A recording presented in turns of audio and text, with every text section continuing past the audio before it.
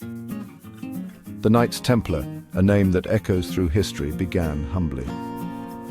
In 1119 AD, a small group of knights formed an order in Jerusalem. Their mission was simple: protect Christian pilgrims traveling to the Holy Land. Led by Hugues de Payens, they pledged poverty, chastity, and obedience. Their early days were marked by austerity and danger. They were few in number, facing constant threats in a volatile region. The Knights Templar established their headquarters at the Al-Aqsa Mosque. This location, once part of the Temple of Solomon, gave them their name. Poor fellow soldiers of Christ and of the Temple of Solomon. Their initial impact was limited. They focused on safeguarding pilgrims, often escorting them along dangerous roads. However, their reputation for piety and bravery began to grow.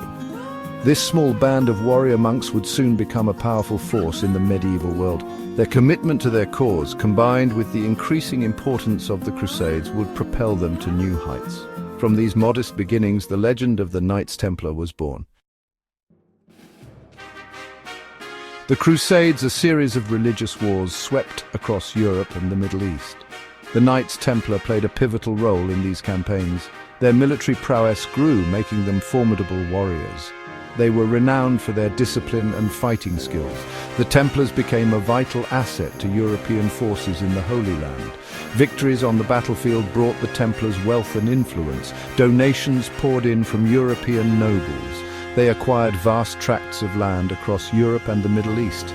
The Templars transformed from protectors of pilgrims to powerful landowners. They established a network of castles, churches, and farms.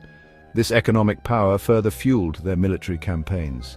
Their influence extended beyond the battlefield. They became trusted advisors to kings and popes. Their network of spies and diplomats provided valuable intelligence. The Templars, once a small band of knights, had become a major force in medieval politics.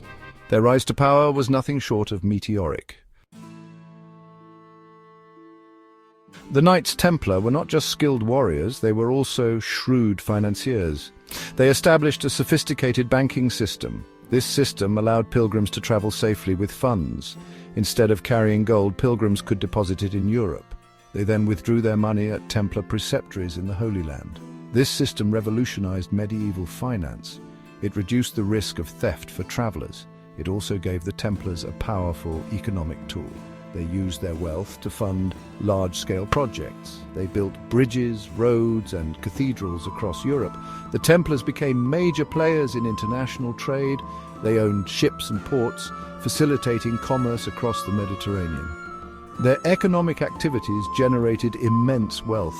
This wealth, however, would become a source of envy and suspicion. The Templars' financial success aroused the greed of powerful enemies. It would ultimately contribute to their downfall. Section 4. Fall from grace, accusations and dissolution. The 14th century marked a turning point for the Knights Templar. Their influence waned as the Crusades faltered. European support for the Templar cause dwindled. They faced increasing pressure from Philip IV, the King of France. Philip, deeply in debt to the Templars, sought to seize their wealth. In 1307, Philip IV made his move. He accused the Templars of heresy, blasphemy, and immorality. These charges were based on rumors and forced confessions. The Templars were accused of denying Christ and worshipping idols. These accusations shocked Europe. The Templars, once revered, became objects of fear and suspicion. Pope Clement V, under pressure from Philip, dissolved the Templar order in 1312. Many Templars were arrested, tortured, and executed. Their property was confiscated. The once mighty order was destroyed. The fall of the Knights Templar was swift and brutal, a stark reminder of the shifting sands of power. Section 5. Behind the Veil, Beliefs and Practices. The Knights Templar were a religious order, bound by vows of poverty, chastity, and obedience. They lived a strict lifestyle governed by a strict code of conduct. Their daily lives were filled with prayer, training, and fighting. They believed in the power of relics and sought to protect sacred Christian sites. The Templars' beliefs were rooted in traditional Christianity. However, their experiences in the Holy Land exposed them to different cultures and ideas. They were accused of adopting some Eastern practices. These accusations, however, were often exaggerated by their enemies. The Templars' rituals and ceremonies were shrouded in secrecy. This secrecy fueled speculation and suspicion, contributing to their downfall. Despite the accusations, the Templars remained devout Christians. They saw themselves as warriors of God, fighting to defend the Holy Land. Their faith was central to their identity and motivated them on the battlefield.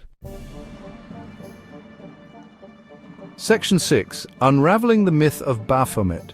One of the most enduring myths surrounding the Knights Templar is their alleged worship of Baphomet. This figure, often depicted as a goat-headed idol, became associated with the Templars during their trials. Accusations of idol worship were common during the Inquisition. They were often used to discredit and eliminate enemies. There is no historical evidence to support the claim that the Templars worshipped Baphomet. The image itself did not appear until centuries after the Templars were dissolved. It is likely a product of anti-Templar propaganda, designed to demonize the order. The myth of Baphomet and the Templars persists in popular culture. It has been featured in books, movies, and conspiracy theories. However, it remains a fabrication with no basis in historical fact. The Knights Templar, despite their dramatic downfall, left an indelible mark on history. Their story is a complex tapestry of faith, violence, ambition, and betrayal. While the myths and legends surrounding them continue to captivate, it is essential to separate fact from fiction. Only then can we truly understand the legacy of these warrior monks.